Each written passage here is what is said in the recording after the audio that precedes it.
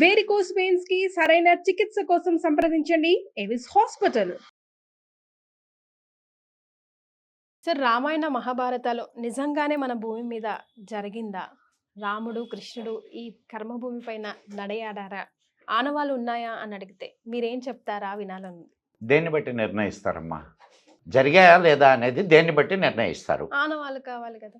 రామాయణ మహాభారతాలని ఇతిహాసాలు అంటారు. ఇతిహాసాలు. ఇతిహాసము అంటే ఇది హాసము జరిగినది. ఇది జరిగినది అంటే ఏమిటి? It's an history. ఒక 2000 సంవత్సరాల తర్వాత మనం మాట్లాడుకుందాం. 2000 సంవత్సరాల ముందు కాకుండా 2000 సంవత్సరాల తర్వాత మాట్లాడుకుందాం. గాంధీ జాతిపిత. ఆనవాళ్ళు ఏంది? ఆనవాళ్ళు ఏంది? బుక్సే, పుస్తకాలే కదా సార్. ఇప్పుడు మళ్ళా మనం వెనక్కి వద్దాం. అంటే చాలా మంది నీకు సో దేన్ని నువ్వు తీసుకోవాలి ప్రధానంగా అనే దానికి చెప్తున్నా నేను. ఫస్ట్ నువ్వు రామాయణాన్ని మహాభారతాన్ని తీసుకోవాలా? తీసుకొని జరిగిందా లేదా? ఒక చిన్న పని చేద్దాం. పెద్ద ఆధారం నీకు చెప్తా. రామాయణం దగ్గర నుంచి వద్దాం. పెద్ద ఆధారం చెప్తా. రాముడు ఎక్కడ పుట్టాడమ్మా? ఎక్కడ పుట్టాడు? అయోధ్యలో. రాముడు అయోధ్యలోనే పుట్టాడు. అయోధ్య ఉందా లేదా ఇప్పుడు? ఎవిడెన్సా కాదా? ఎవిడెన్సా కాదా? Proved evidence. మరి ఆనాటి రామాయణంలో చెప్పినటువంటి అన్ని ప్రదేశాలు ఈనాటికి ఉన్నాయి. ఇంకేం కావాలా నీకు? ప్రూఫ్. ఇంకేం కావాలి? ప్రూఫ్. రామాయణం జరగలేదు అనడానికి నీ దగ్గర ఆధారం ఏంది? జరిగిందే అనడానికి నేను చూపిస్తున్నా. అయోధ్య చూపిస్తున్నాను. రామాయణంలో ఉన్నటువంటి అనేక ప్రదేశాలు ఈనాటికి ఉన్నాయి. నీకు ఇంకొక సంగతి చెప్తాను, అసలు నువ్వు ఆశ్చర్యపోతావు. దియాకుమారి, రాజకుమారి దియాకుమారి పేరు విన్నావా? లేదు సార్, నిజంగా వినలేదు నేను. రాజకుమారి అమ్మా, ఈ మన గ్వాలియర్ రాజకుమారి. ఓకే. ఆ అమ్మాయి పోయినసారి స్టేట్మెంట్ ఇచ్చింది తెలుసా నీకు? ఏమని? రాముడు మా పూర్వీకుడు అని. రాముడి దగ్గర నుంచి ఈ అమ్మాయి పుట్టిన దాకా ఉన్నటువంటి వాళ్ళ వంశ చరిత్ర ఉంది. ఇదిగో ఈయన కొడుకు ఈయన, ఈయన కొడుకు ఈయన, ఈయన కొడుకు ఈయన, ఈయన కూతురు ఈమె, ఇది వంశవృక్షం. అమ్మాయి చూపించింది. లాహోర్ తెలుసు కదా? లాహోర్ ఎట్లా అంటే పాకిస్తాన్లో ఉంది ఇప్పుడు. లాహోర్ ఎట్లా ఏర్పడిందో తెలుసా నీకు? శ్రీరామచంద్రుడు కుమారుడు లవుడి పేరు మీద ఏర్పడింది లాహోర్. సో నీకు రామాయణము నేటికి వాళ్ళ వారసులు ఉన్నారు అన్నట్టు వాళ్ళు ఉన్నట్టే కదమ్మా. అంతే కదా. As simple as that. అమ్మాయి కోర్టులో చెప్పింది, నేను చెప్పడం కాదు ఇది. రాముడు అక్కడే పుట్టాడు అన్నదానికి నమ్మకం ఏంది? అసలు రాముడు ఉన్నాడు అన్నదానికి నమ్మకం ఏందని అంటే ఆ అమ్మాయి కోర్టులో చెప్పింది. అండ్ మీడియాని పిలిచి అవన్నీ చూపించింది. ఇది వాళ్ళ వంశవృక్షాన్నంతా. ఇంకా చాలామంది మేము లవకుశుల వారసులు అని చెప్పుకునేటటువంటి వాళ్ళు ఉన్నారు. ఒక ట్రైబల్ ఉంది తెలుసా నీకు? ఇది విన్నాను సార్. మరి ట్రైబల్ ఉందని విన్నావు? మా పూర్వీకుడు రాముడయ్యా అని అంటే కాదనడానికి నువ్వెవరంట? Right. Ramayanam proved. I'm satisfied. ఉన్నాయి. ఇప్పుడు రామాయణంలో చెప్పినటువంటి నదులు ఉన్నాయి, ఊళ్ళు ఉన్నాయి, ప్రదేశాలు ఉన్నాయి, అన్నీ ఉన్నాయి. అన్నీ ఉన్నప్పుడు రామాయణం జరగలేదని చెప్పడానికి నీకున్నటువంటి ఆధారం ఏంది? నేను జరిగింది అని చెప్పడానికి ఇన్ని చూపిస్తున్నా. రైట్. ఇంకొక దీనికి వద్దాం. ఇది భారతానికి వద్దాం. హస్తినాపురి ఉందిగా ఈ రోజుకి ఢిల్లీలో. ఏం మభ్య పెట్టడానికి నిజంగా జరిగాయా అన్న క్వశ్చన్స్ ఎందుకు వస్తుంటాయి అంటారు? ఇప్పుడు అవి రెండు నీ చరిత్ర, అద్భుతమైన చరిత్ర నీకుంది అని చెప్పేటటువంటి గ్రంథాలు, ప్రూఫ్స్ అయ్యి. నీకు ఏం లేవురా అని చెప్పాలా అని అంటే ఎవిడెన్సెస్ కావు అని చెప్పాలా. అంతేగా. అంతేగా. లేనట్టేగా. ఇప్పుడు నీకు ఆ 2 గ్రంథాలు చదివితే అసలు భారతీయ సంస్కృతి, భారతీయ వైభవం 2 తెలుస్తాయి. అయ్యే కాదు ఇంకా చాలా తెలుస్తాయి దానివల్ల. అందుకే కదా మా భారతంలో లేనిది ప్రపంచంలో ఎక్కడా ఉండదు, ప్రపంచంలో ఉన్నదంతా భారతంలో ఉంటుంది అని అంటారు. సో ఇంత గొప్ప విషయాలని చెప్పేటటువంటి గ్రంథాలు 2 నీయి అంటే నువ్వు గొప్పడివి అయిపోవా? మరి సో నిన్ను తక్కువ చేయాలంటే ఇది జరగలేదని చెప్పాలి. ఇది దాని వెనక కుట్ర. There I got your point perfectly. Sir, బ్రాహ్మీ ముహూర్తం నిజంగా ఆ బ్రాహ్మీ ముహూర్తానికి అంత పవర్ ఉందా? ఏంటి దాని వెనకాల ఉన్న సైన్స్? దాన్ని మనం ఎలా? నేను ఐ టెల్ యు. 3:30 ముందు రాక్షస సమయం, 3:30 తర్వాత బ్రాహ్మీ ముహూర్తం. బ్యూటిఫుల్ టైం, అది బ్యూటిఫుల్ టైం. కొంచెం నువ్వు ఓపిక చేసుకొని ఒక్కసారి 3:30 నుంచి 4:30 వరకు లేచి నువ్వు ఏ పనైనా చెయ్యి. అసలు ఎంత ఫ్రెష్గా ఉంటావో తెలుసా? సరే, దేవతలు తిరుగుతారు, ఋషులు తిరుగుతారు, ఇవన్నీ అటు పక్కన పెడతాం. ఇవన్నీ అటు పక్కన పెడితే నీకు నీ లైఫ్ అంటే నీ వర్కింగ్ అవర్స్లో ఒక 2 అవర్స్ పెరిగినట్లేనా? 2 అవర్స్ పెరిగినట్లేనా కాదా? అండ్ ప్రశాంతమైనటువంటి ఆ సమయంలో నువ్వు ఏదైనా సాధన చేసుకున్నావు అనుకో, ఏం సౌండ్స్ ఉండవు, పిన్ డ్రాప్ సైలెన్స్. అటువంటి సమయంలో నువ్వు ఏదైనా సాధన చేస్తే ఆ సాధన ఫలితాన్ని ఇస్తుందా, ఇవ్వదా? ఇస్తుంది. సరే, కనిపించిన వాటి గురించి వదిలేద్దాం మనం. కనిపించిన వాటి గురించి మాట్లాడొద్దు మనం.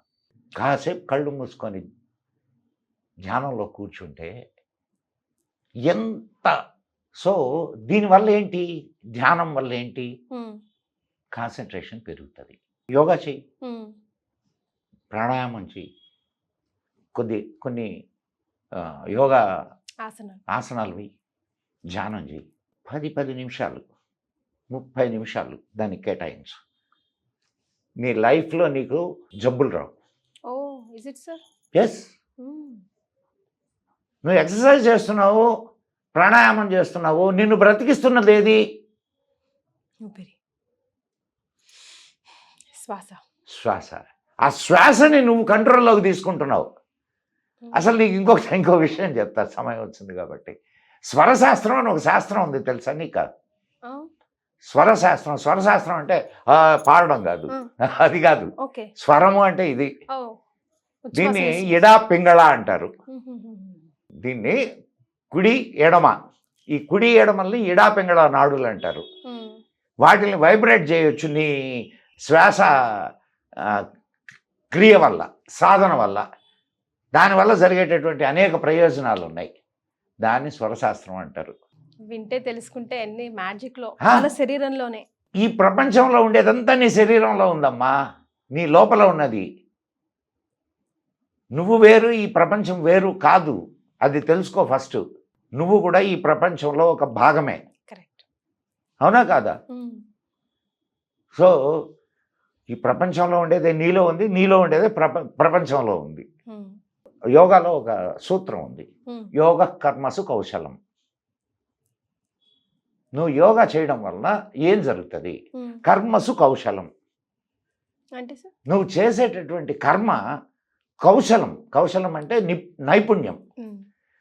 నువ్వు చేసే పనిలో నైపుణ్యం పెరుగుద్ది. నువ్వు చేసే పనిలో నైపుణ్యం పెరిగిందనుకో, మంచి రిజల్ట్స్ వస్తాయా, రావా?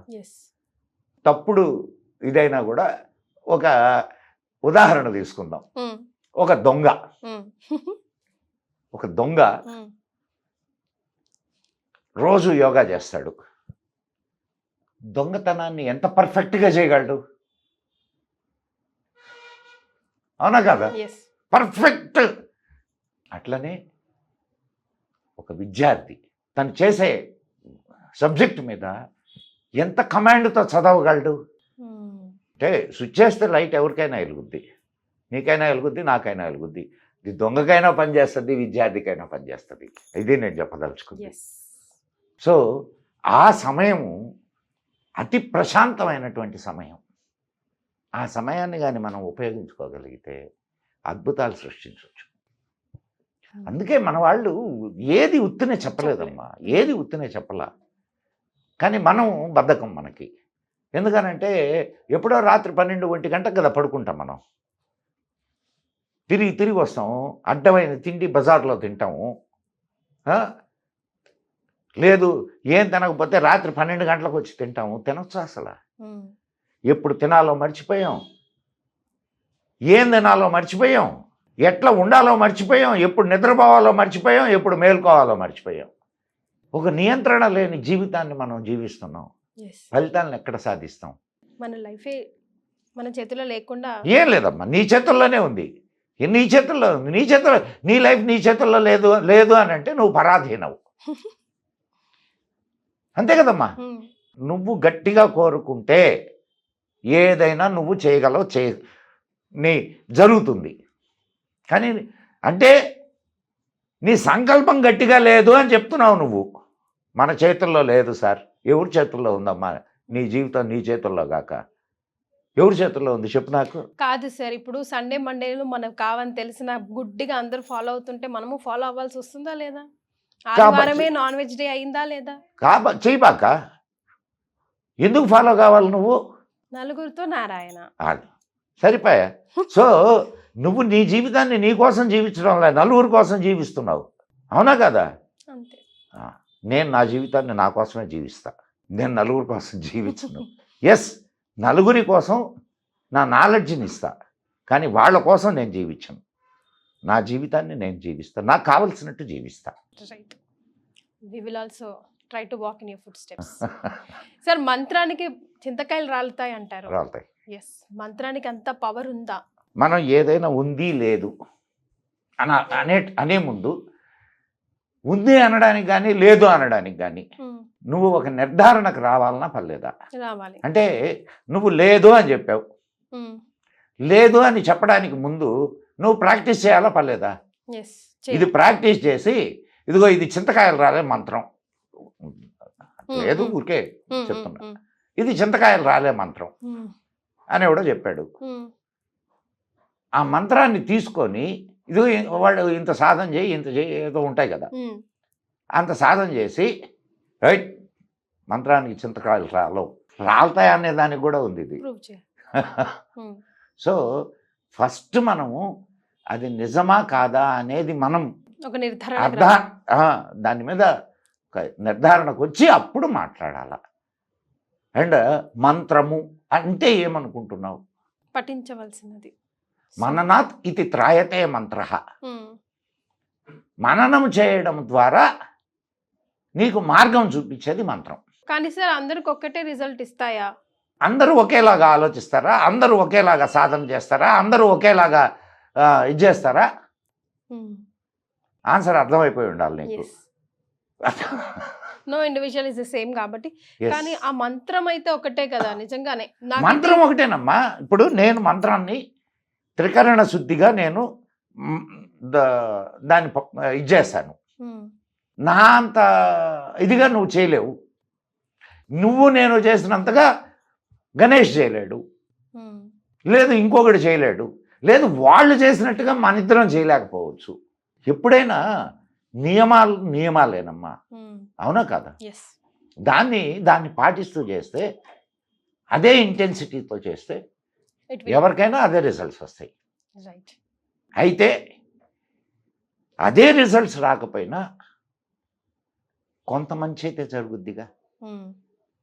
చేసుకున్నంత వారికి చేసుకున్నంత మహాదేవ అంటుంటారు. కాబట్టి నువ్వు కొంత చేస్తే ఆ కొంత ఫలితాన్ని నీకు దక్కుద్ది. ముందైతే అడిగి సో అడిగి మంత్రంలో ఏముంటాయి అమ్మాయి? అక్షరాలేగా. అక్షరము అంటే అక్షరము, అక్షరము, క్షరము అంటే నాశనము, అక్షరము నాశనము లేనిది. అక్షరం అంటేనే నాశనం లేనిది. అక్షరాల్లో కూడా బీజాక్షరాలు ఉంటాయి. బీజాక్షరాలు నీ శరీరంలో ఉన్నటువంటి, ఇప్పుడు నీకు ఒక it's all depends on the sound energy అమ్మ. ఇప్పుడు ఈ టాపిక్ నేను తీసుకున్నానంటే ఇంకొక 2-3 గంటలు నీతో నేను మాట్లాడాల్సి వస్తుంది, కాబట్టి నాకు అంత ఓపిక లేదు. సౌండ్ ఎనర్జీ, సౌండ్ నీ మీద పనిచేస్తుందా లేదా? చేస్తుందా? చేస్తుంది కదా, ఒక గ్యారంటీయా? Yes, your right. ఇప్పుడు నేను నిన్ను తిట్టా, నీకు బాధ వేసింది, నిన్ను పొగిడా, సంతోషం వేసింది. 2 సౌండేగా, 2 సౌండేనా కాదా? ఒకటి నీకు బాధ కలిగించింది, ఇంకోటి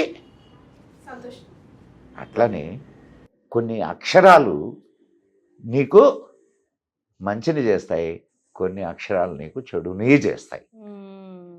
ఆ మంచి చేసేటటువంటి అక్షరాలు ఏవైతే ఉంటాయో వాటిని నిక్షిప్తం చేసి మంత్రాలని తయారు చేశారు. ఓం నమ శివాయ. ఈ మహా గ్రంథాలయం నుంచి ఈ రోజు నాకు మీరు ఇచ్చిన అబ్బా. సమయం, మీ ఓపిక నుంచి అమ్మాయి గ్రంథాలయం నాకు ఏం లేదమ్మా. మాత్రం అదే సార్, నేను తీసుకోవాల్సిన సారాన్ని తీసుకోగలిగాను. మా సుమన్ టీవీ ప్రేక్షకులు ఎంతో అదృష్టం చేసుకున్నారు ఈ వేళ అనిపిస్తుంది సార్. Thank you.